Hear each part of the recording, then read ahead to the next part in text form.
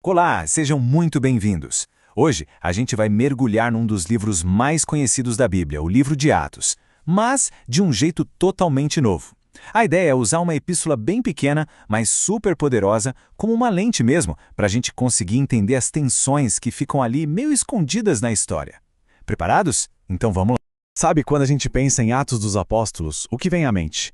Geralmente é aquela imagem de sucesso, né? Crescimento explosivo, milagres, a igreja triunfando. Mas e se a história real for um pouquinho mais complexa? E se por baixo dessa superfície de sucesso houver um registro de conflitos constantes, de desvios espirituais acontecendo dentro do movimento? Pois é essa a questão que a gente vai explorar. E para desvendar esse mistério, nosso roteiro está bem claro. Primeiro, vamos dar uma olhada em Atos por uma nova perspectiva. Depois, a gente encontra a nossa chave de interpretação lá em Judas. Aí, vamos analisar 3 padrões espirituais: o caminho de Caim, o erro de Balaão e a rebelião de Corá. E, no final, vamos entender por que tudo isso continua sendo um alerta super importante. Primeiro de tudo, a gente precisa ajustar o foco em como lemos Atos. Esse livro não é só um registro histórico, sabe? A fonte que estamos analisando sugere que a gente o veja como uma espécie de quinto evangelho. É como se fosse a biografia do Cristo ressurretado, agora vivendo e agindo através do seu corpo, que é a igreja. E claro, como toda formação, isso acontece em meio a muitos conflitos, provas e ajustes. Ok, mas onde é que a gente acha a chave para entender esses conflitos todos? Então ela está na pequena e muitas vezes esquecida carta de Judas. Por ter sido escrita mais para o final do período apostólico, ela funciona como uma espécie de diagnóstico espiritual olhando para trás. Ela nos dá as categorias certas para entender as tensões que o livro de Atos só registra, mas não explica em detalhes. E aqui está o ponto principal. Judas não está prevendo problemas futuros, distantes. Não, ele está, na verdade, nomeando padrões de desvio que já estavam acontecendo ali, naqueles dias. Eram coisas visíveis, ativas, durante os eventos que a gente lê em Atos. É como se ele nos desse o vocabulário espiritual para entender o que os apóstolos estavam enfrentando na prática. Vamos então para o primeiro padrão, o caminho de Caim. Aqui o conflito é bem direto. De um lado, a religião estabelecida, com suas tradições, seus rituais, e do outro, uma revelação viva, contínua de Deus. É o grande embate entre a forma e a voz.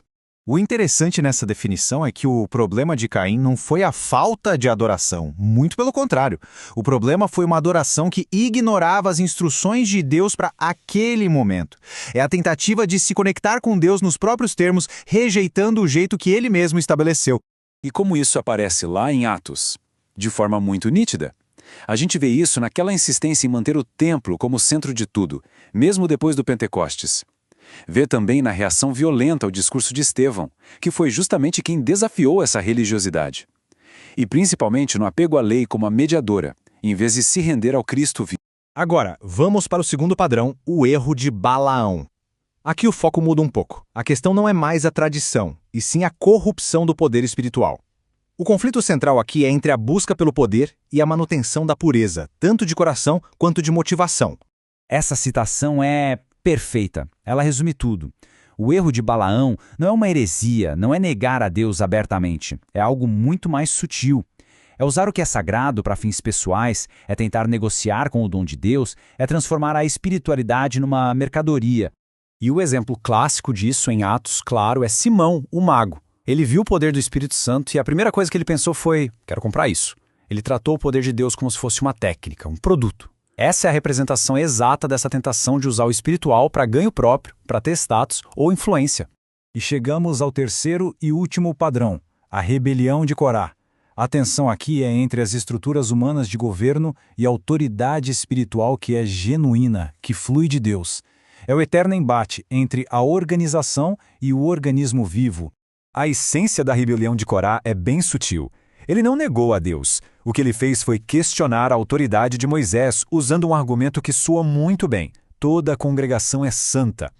É aquele espírito que contesta a autoridade que vem da revelação, apelando para a legitimidade do grupo, do comitê, do que todo mundo concorda. Em Atos, a gente vê esse espírito na pressão dos judaizantes para criar regras, para uniformizar a experiência dos gentios.